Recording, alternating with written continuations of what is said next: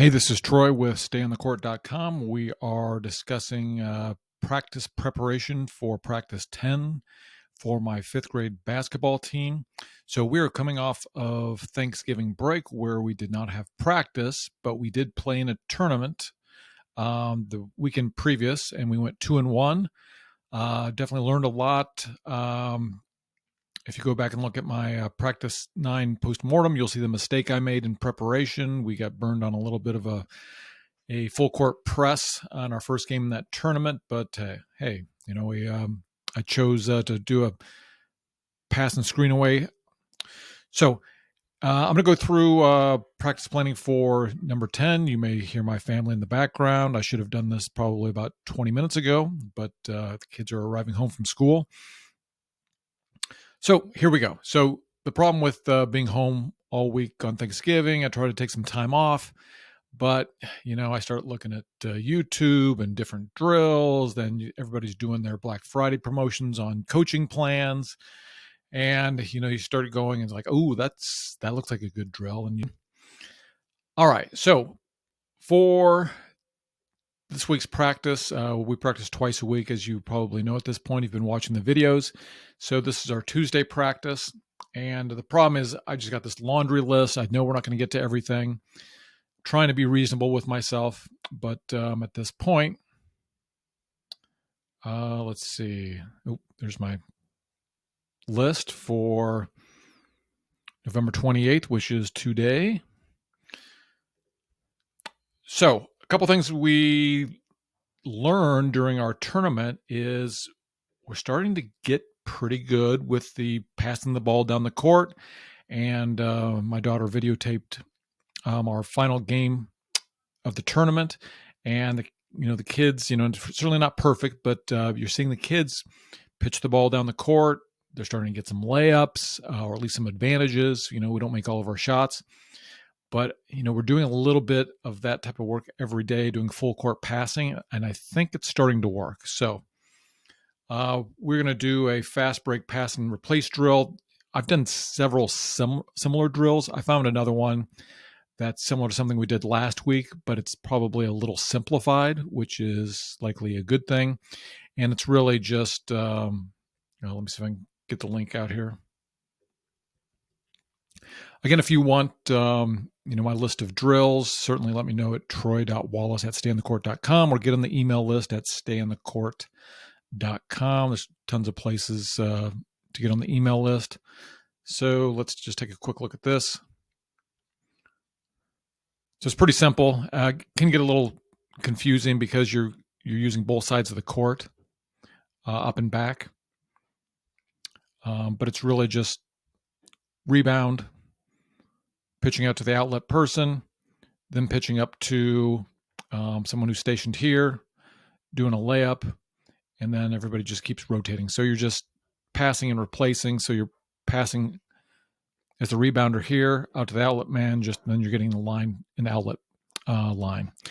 So I'm going to have, I believe, all 11 kids today and no assistant coach. So I've got to find things that will keep all 11 kids busy. Because as we all know, things go a little nuts if you start having 3 or 4 kids with idle hands. So we're going to do that. Let's see here. So another shiny object syndrome that I went through over the long week and Thanksgiving weekend is, I think it was Breakthrough Basketball was sending out some things on their Zoom basketball offense. And I have been looking at that, and there's some elements I want to implement. But anyways, they sent out something, some clip that supposedly had gone viral. And of course, I looked at it. So it was a drill called the 4-on-3 advantage, and I do like it. So I'm just going to play a little bit of the clip here.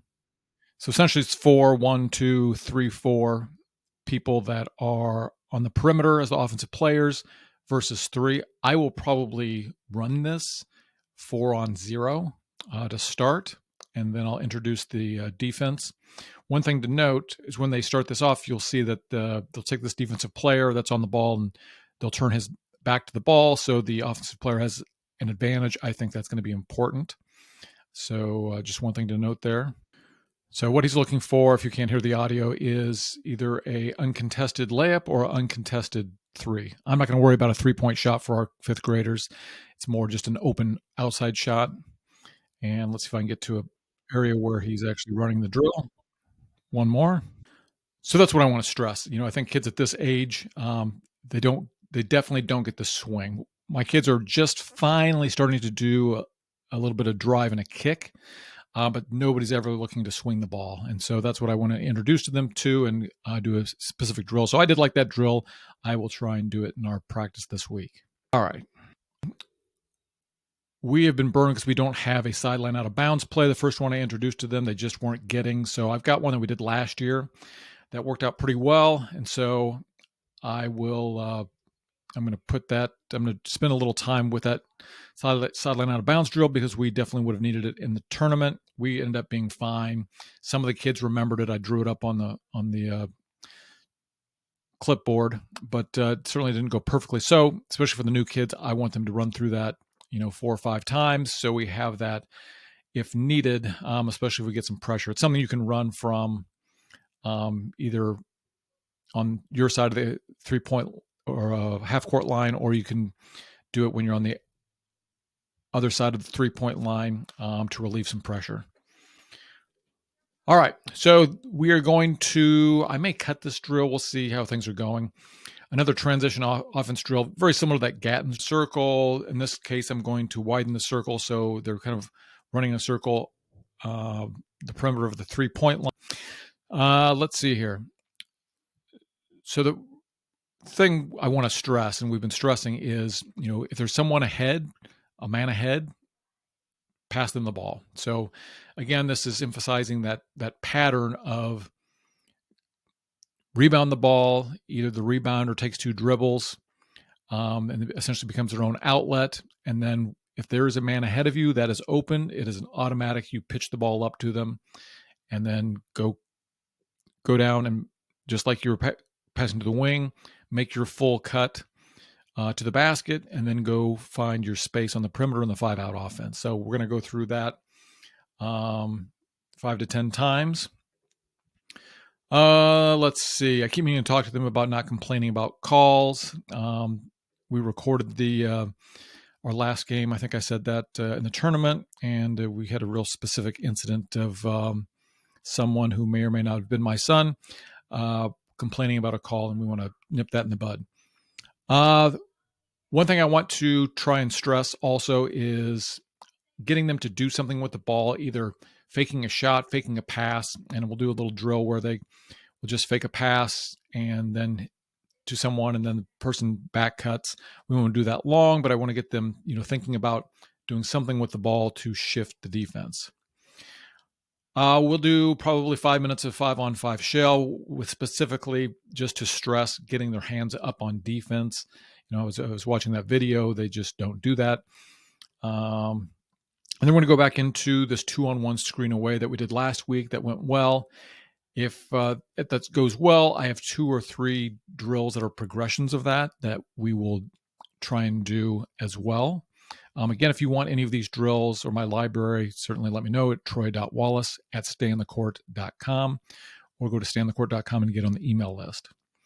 Baseline out of bounds play, they've got that down pretty well, but there is some confusion of what to do, what kind of defense to play against a baseline out of bounds. So last year, my 4th graders, we end up doing a 2-3 zone. I don't like zone, but a good friend of mine who's coached you said, at some point, if you're getting burned constantly, teach them a little 2-3 zone for the baseline out of bounds. So this year, 8 of the kids out of the 11 I had last year, they just started doing it spontaneously. I think about the second game. So, we were just playing a straight man-to-man, but they just started doing it on their own, and it worked a little, so we're going to go with it. So I just want to solidify that and, walk through that, what that is, set up the 2-3 zone, play for that possession, then you're back to a man-to-man. Simple press break. So we got burned on this during our tournament, first game. We had a really bad first half. I chose not to practice the press break on our practice right before the tournament. I chose to do the screen away action rather than practice the press break, and that came back to burn us. Now, in our league, we're playing at a little lower level, and we don't get a lot of pressing. And of course, we played a program's top team, and they pressed us most of the game, and it was more of a ball security issue. After the first 3 or 4 possessions, they got into the little press breaker, but we just, by that time, some damage had been done, and we were down 10 or 12 points. So those are the things I'm going to look at today. If we have more time, off this screen away action, I am going to introduce this zoom action. And then lastly, I think I've decided I'm going to call it a revenge thing. I will show them a press. So where we're at in our season is we have 2 more regular season games. I don't like to look ahead, but the next team we play is, I think, the worst team in our league, and they're getting beat pretty badly. So I'm not too worried about that game as far as winning or losing.